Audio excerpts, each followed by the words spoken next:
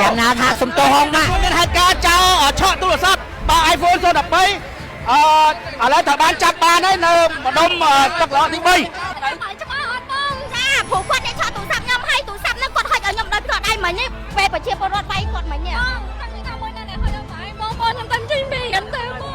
ងទិញ1បាន2ទិញ2បាន4ឈុតមុខ LN version ថ្មីធានាគុណភាពល្អជាងមុន2ដងមានជាមួយនឹងឈុតយកព្យាបាលមានជាមួយនឹងលេយប់មានជាមួយនឹងសេរ៉ូមហ្វូមលាងសម្អាតស្បែកមុខអ្នកដែលគាត់មានបញ្ហាមុខមុនមុខស្នេហ៍មុខជាប់អាចរុយស្ដាងសរសៃក្រហមរោគអេឡែកស៊ីគឺជាបាត់ទាំងអស់និងមានជាមួយនឹងឈុតថ្ងៃការពារការរលាយមុខពីកម្ដៅថ្ងៃនិងជួយចិញ្ចឹមបំពន់លាបទៅស្បែកមុខរបស់យើងសភ្លឺថ្លាម៉ត់ឲ្យលងចាំងចាំងដូចកញ្ចក់បងចំណាយលុយទិញតែមួយមុខទទួលបានផលិតផលពីរមុខក្នុងប្រអប់តែមួយមានថែមជូនគ្រីមបំពន់ចិញ្ចឹមស្បែកមុខរូបមន្តមកពីប្រទេសកូរ៉េប្រើមិនត្រូវធានាបដូរលុយជូនវិញគ្រប់ចំនួនគ្រប់នឹងជម្រាបសួរទៅកាន់ប្រិមត្ត SBL ជាទីមេត្រីនៅវេលាម៉ោង 12:34 នាទីនៅថ្ងៃទី 1 ខែកុម្ភៈឆ្នាំ 2025ខ្ញុំបាទចောင်းពោះក្នុងក្រុមការងារកំពុងតែស្ថិតនៅតាមដោយផ្លូវ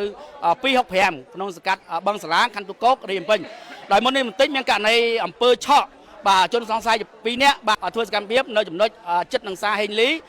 ក្នុងមូលដ្ឋានទឹកល្អ3បាទរត់មកដល់ចំណុចបឹងសាឡាងត្រូវបានបងប្អូនប្រជាពលរដ្ឋខាត់បានស្វាគមន៍អ្នកម្ដាយបញ្ជើងបកគលឲ្យសមត្ថកិច្ចយកទៅអធិការឋានខណ្ឌទូកោកដើម្បីធ្វើការសួរនាំផងដែរថៃជូបាទហ្នឹងអ្នកធ្វើសកម្មភាពឆក់ដែរបងហ្នឹងហើយបងតាំងពីបងច្បាស់ហើយបងច្បាស់ហើយច្បាស់អត់បងចាព្រោះគាត់នេះឆក់ទូរស័ព្ទខ្ញុំឲ្យទូរស័ព្ទហ្នឹងគាត់ហុចឲ្យខ្ញុំដោយផ្ទាល់ដៃមិញនេះពេលប្រជាពលរដ្ឋវាយគាត់មិញនេះបងខ្ញុំថាមួយណាហុចឲ្យបាយបងខ្ញុំតែចេញពីហ្នឹងទៅបងស្រីពីមកលើពីឆក់ណាមកច្អល់មួយណាអ្នកឆក់បងច្អល់មើលបងច្អល់សិនមើលបាទមួយណាបាទអូហ្នឹងហើយហ្នឹងហើយមានហេតុការណ៍ចោលឆក់ទូរស័ព្ទបើ iPhone 013ឥឡូវត្រូវបានចាប់បានហើយនៅម្ដុំទឹកល្អទី3បាទឥឡូវបងមិនកិច្ចយកតាវិញបងអធិការខណ្ឌទូកោកឥឡូវយកទៅនេះជនសង្ស័យចំនួន2នាក់តែត្រូវបានសមត្ថកិច្ច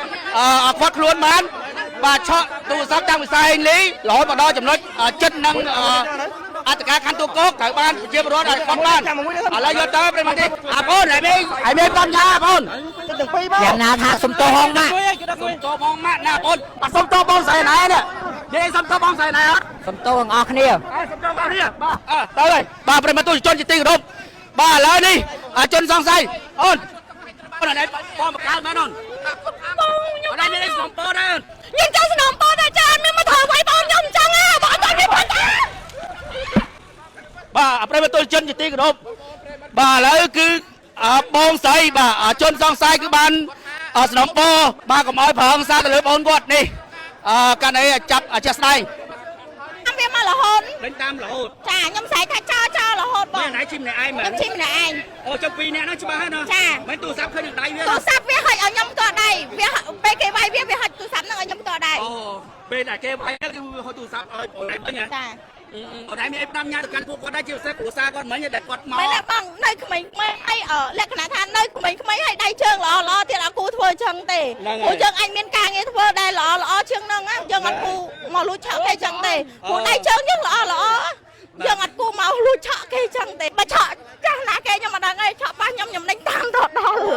គាត់ឡើងប៉ែនៅហ្នឹងគាត់ថាបងគាត់មិនអញ្ចឹងឯងបងគាត់ទៅចេញពីរៀនប៉ុន្តែគាត់អត់ដឹងច្រកបងគាត់ក្នុងហ្នឹងហ្មងគូគាត់មើលគាត់ដឹងច្រកបងគាត់ថាបងគាត់មិនផងហ្នឹងតែបងគាត់ឆក់ខ្ញុំ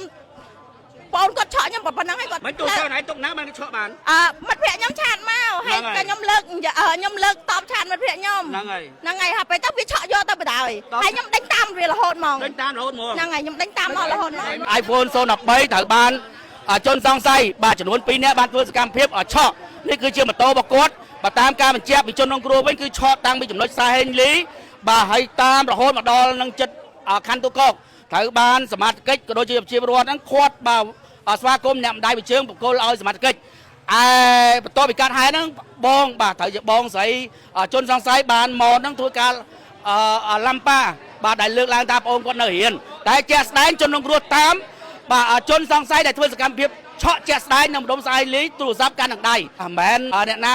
ណៃស្រែកឬតនេះទេនេះជនរងគ្រោះផ្ទាល់ហ្មងតែម៉ូតូត្រីមសង់បាទជនសង្ស័យគឺសិតជាម៉ូតូទំនើបបាទតម្លៃមិនក្រោម